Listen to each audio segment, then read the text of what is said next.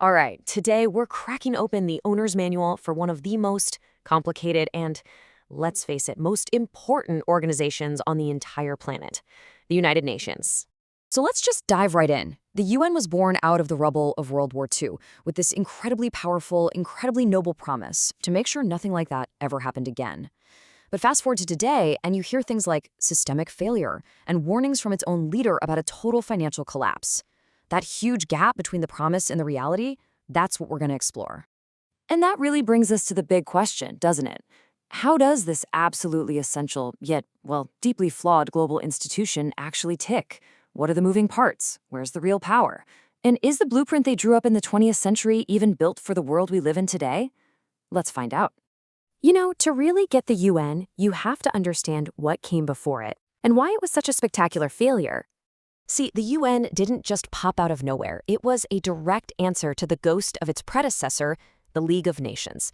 Now, the League was the world's first real swing at global peacekeeping after World War I, but it had a fatal flaw. When Japan invaded Manchuria, the League did nothing. When Italy invaded Ethiopia and its emperor pleaded for help, nothing. The League was basically powerless to stop major aggression. And that failure, that hard-learned lesson, became the absolute bedrock for the founders of the UN. Building the UN wasn't a one-and-done thing. It was a really careful step-by-step process. It kicked off in 1944 at a place called Dumbarton Oaks, where the Big Four, the US, the UK, the Soviet Union, and China, sketched out the basic framework. Then you get the super high-stakes Yalta Conference in '45, where they hammered out the really controversial stuff, like the Security Council veto. And finally, everything came together in San Francisco, where 50 nations put the finishing touches on the UN Charter. And in October 1945, the United Nations was officially born. So, what did they end up building? Well, at its heart, you can think of the UN as a machine with 6 main components, each one designed to do a very specific job in managing world affairs. And here they are. You've got the General Assembly, the Security Council, the Economic and Social Council, the International Court of Justice, the UN Secretariat, and the Trusteeship Council, which has been inactive for a while now. But look, even though there are 6 of them, let's be really clear, they are absolutely not created equal. 2 of these, well, that's where all the power and all the controversy really lies. Which brings us to this, the Security Council. This is the absolute powerhouse of the entire UN system. It's the only part of the UN that can pass resolutions that are legally binding on all member states. When you hear about UN sanctions or military action, that's coming from the Security Council, and it carries the full weight of international law. It is the ultimate global authority on peace and security, period. This slide really just lays it all out perfectly. Think of the General Assembly as the world's town hall. All 193 countries get a seat, everyone gets one vote. It's democratic, right? But its resolutions are basically just strong suggestions. The Security Council, though, that's the executive boardroom. It's tiny, just 15 members, and it's totally dominated by the 5 permanent members with veto power: the US, UK, France, Russia, and China. A single no vote from any one of them can kill any resolution dead in its tracks. So here's the key takeaway. The Assembly gets to speak for the world, but the Council gets to decide what the world does. Okay, so we've got the structure down, but how does all this power actually play out in the real world? Well, you see it most clearly in the UN's most famous job, peacekeeping. This is where the high-minded ideals of the Charter slam right into the messy reality of war.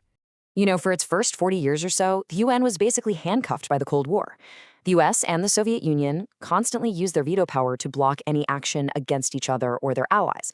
So the Security Council was just paralyzed. Peacekeeping was pretty much limited to conflicts far away from the superpowers' interests. The one major exception was the Korean War, and that only happened because the Soviet Union was boycotting the council meetings at the time. If their guy had been in the room, he would have vetoed it, no question. But then the Berlin Wall came down, and everything changed. The end of the Cold War created this rare moment of cooperation in the Security Council, and suddenly the UN experienced this renaissance. It felt like the organization was everywhere, launching more peacekeeping missions in the first 5 years of the 90s than it had in the previous 40 years combined.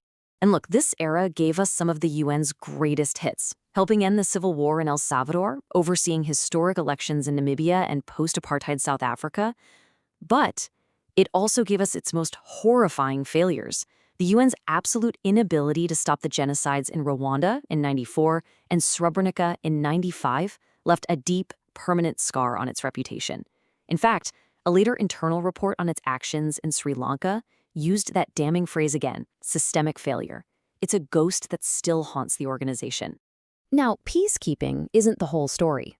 The UN's other massive mission has been to try and define and then defend this idea of universal human rights, to create a global baseline for how every person should be treated. And at the very center of that mission is this sentence. Just think about that for a second. All human beings are born free and equal. It's this beautiful, radical idea that your rights don't come from a government. There's something you have simply because you're human. This declaration, which was pushed forward by a committee led by the incredible Eleanor Roosevelt, was a total game changer. Now, it's important to note, the declaration itself isn't a law. It was designed as a common standard of achievement, like a North Star for humanity. But its moral power was so huge that it became the foundation for two later treaties that are legally binding, turning ideas like the right to a fair trial and the right to education into actual international law. Okay, so that brings us to today, because right now the UN is facing some massive challenges that are shaking its very foundations, its power, its money, and its basic relevance in the 21st century. And problem number one is the veto. It was a cold, hard dose of reality baked into the system from the start. The founders knew the UN would fail if it tried to force a superpower to do something it didn't want to do.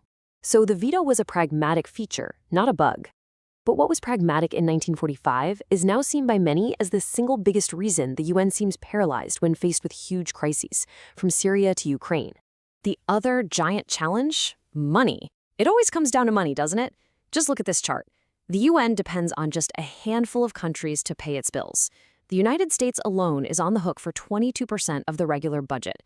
That kind of financial dependency creates a ton of political pressure because those big donors can, and definitely do, use the threat of holding back their money to get their way. And this isn't just some abstract problem. It's gotten so bad that the Secretary General himself, Antonio Guterres, put out this incredibly stark warning, saying that countries not paying their dues on time has pushed the UN to the edge of imminent financial collapse. I mean, when the guy running the show uses words like that, you know it's serious. So, we end up right back where we started. The United Nations was a revolutionary machine, but it was a machine built for the world of 1945, and that world is long gone. The real question for all of us is whether this essential, frustrating, and financially fragile organization can possibly adapt to the challenges of our time, or if it's destined to become what its biggest critics have always feared, just an irrelevant, expensive talking shop.